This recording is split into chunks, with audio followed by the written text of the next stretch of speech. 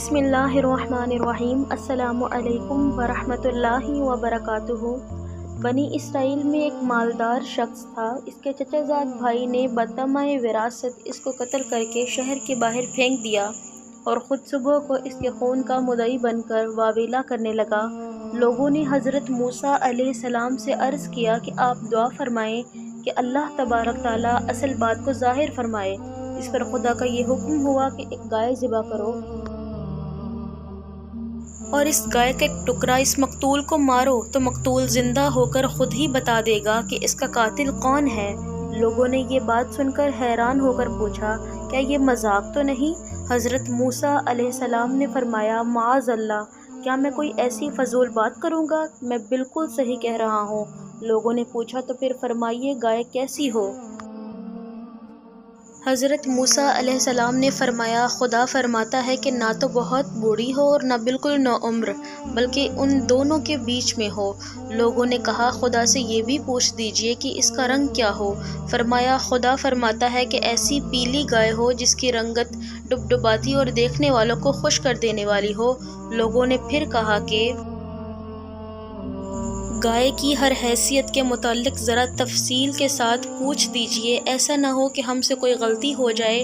حضرت موسیٰ علیہ السلام نے فرمایا، خدا فرماتا ہے کہ ایسی گائے ہو جس سے کوئی خدمت نہ لی گئی ہو، نہ ہل جوتی ہو، نہ اس سے کھیتی کو پانی دیا گیا ہو، اور بے عیب ہو، جس میں کوئی داغ نہ ہو۔ اب وہ لوگ اس قسم کی گائے کی تلاش کرنے لگے،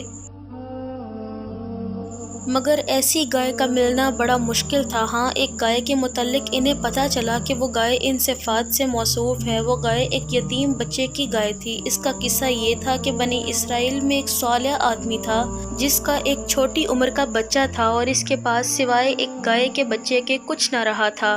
اس نے اس بچیا کی گردن پر مہر لگا کر اسے چھوڑ دیا اور بارگاہ حق میں عرض کی کہ اے اللہ، میں اس بچیا کو اپنے بیٹے کے لیے تیرے پاس امانت رکھتا ہوں۔ میرا بیٹا جب بڑا ہو جائے تو یہ اس کے کام آئے۔ اس مرد صالح کا انتقال ہو گیا اور بچیا جنگل میں پرورش پاتی رہی۔ یہ لڑکا جب بڑا ہوا تو باپ کی طرح صالح اور نیک نکلا، اپنی ماں کا بڑا فرمانبردار تھا۔ ایک روز اس کی ماں نے کہا، بیٹا، تیرے باپ نے فلاں جنگل میں تیرے لیے ایک بچیا چھوڑ دی ہے۔ اب وہ جوان ہو گئی ہوگی، اس کو جنگل سے لے آؤ اور اللہ سے دعا کرو کہ وہ تجھے تیری امانت عطا فرما دے۔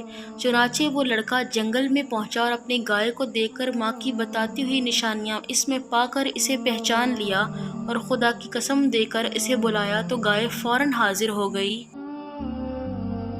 وہ لڑکا اسے لے کر ماں کے پاس پہنچا۔ ماں نے حکم دیا کہ جاؤ، اسے بازار میں لے جا کر 3 دینار پر بیچ آؤ اور یہ شرط کی کہ جب سودا ہو جائے تو ایک بار پھر مجھ سے پوچھ لیا جائے۔ اس زمانے میں گائے کی قیمت 3 دینار تک ہی ہوتی تھی۔ وہ لڑکا گائے لے کر بازار پہنچا تو ایک فرشتہ خریدار کی شکل میں آیا اور گائے کی قیمت 6 دینار لگا دی، مگر اس شرط سے کہ لڑکا اپنی ماں سے اجازت لینے نہ جائے، یہیں کھڑے کھڑے خود ہی بیچ ڈالے۔ لڑکے نے نامنظور کہا اور کہا کہ ماں سے اجازت لیے بغیر میں ہرگز کوئی سودا نہ کروں گا۔ پھر گھر آ کر ماں کو سارا قصہ سنایا۔ ماں نے 6 دینار پر گائے بیچ دینے کی اجازت تو دے دی، مگر دوبارہ بی ہو جانے کے بعد بھی اپنی مرضی دریافت کر لینے کی پابندی لگا دی۔ وہ لڑکا پھر بازار میں آیا اور وہی فرشتہ خریدار بن کر آیا اور 12 دینار قیمت لگا دی، مگر اس شرط پر کہ لڑکا ماں سے اجازت لینے نہ جائے۔ لڑکے نے یہ بات پھر نامنظور کر دی اور ماں سے آ کر سارا حال کہہ دیا۔ ماں سمجھ گئی کہ یہ خریدار کوئی فرشتہ ہے جو آزمائش کے لیے آتا ہے۔ لڑکے سے کہا کہ اب جو وہ خریدار آئے تو اس سے کہنا کہ آپ ہمیں یہ گائے بیچنے کی اجازت دیتے ہیں یا نہیں۔ لڑکے نے یہی بات اس خریدار سے کہہ دی تو فرشتے نے کہا کہ ابھی اس گائے کو روکے رکھو، جب بنی اسرائیل خریدنے آئیں تو اس کی قیمت یہ مقرر کرنا کہ اس کی کھال کو سونے میں بھر دیا جائے۔ لڑکا گائے کو گھر واپس لے آیا۔ یہ گائے ہی ایک ایسی گائے تھی جس میں خدا کی بتائی ہوئی ساری صفات پائی جاتی تھیں اور جس کی بنی اسرائیل کو تلاش تھی۔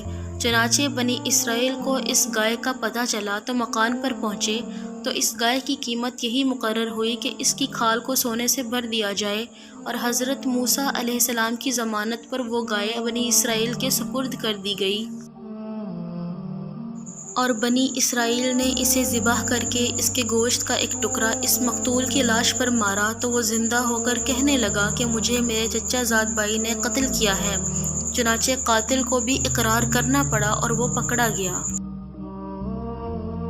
خدا کی بتائی ہوئی گائے کے ٹکڑے میں اگر اتنی برکت ہے تو مردے سے لگ جائے تو وہ زندہ ہو جائے تو جو خدا کے مقبول بندے ہیں ان کے وجود باوجود میں کیوں نہ لاکھوں برکتیں اور کرامتیں ہوں گی، اور کیوں نہ ان کے اشارے سے ہی مردوں کو زندگی ملتی ہوگی۔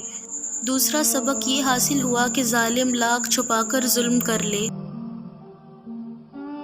مگر اس کا پول کھل کر ہی رہے گا، اور جس طرح حکمت ربی سے بنی اسرائیل کے مقتول کے قاتل کا پتہ چل گیا، اسی طرح کل قیامت کے دن حکمت ربی سے ہر ظالم کا پتہ چل جائے گا۔ تیسرا سبق یہ حاصل ہوا کہ ماں کا وجود بڑی نعمت ہے اور اس کی رضا جوئی سے دین و دنیا کی بہتری حاصل ہوتی ہے۔ اور چوتھا سبق یہ حاصل ہوا کہ یہ گائے معبود نہیں ہے، معبود صرف اللہ ہی ہے۔ بنی اسرائیل نے چونکہ سامری کے بنائے ہوئے گائے کی بت کی پوجا کی تھی، اس لیے اللہ نے انہی کے ہاتھوں ایک گائے کو ذبح کرایا تاکہ انہیں پتہ چل جائے کہ اصل معبود تو وہ ہے جو اس گائے کو ذبح کرنے کا حکم دے رہا ہے۔ مزید ایسی اسلامک اور سبق آموز ویڈیوز دیکھنے کے لیے ہمارے چینل ماریہ خان وائس کو سبسکرائب کریں۔ اللہ حافظ۔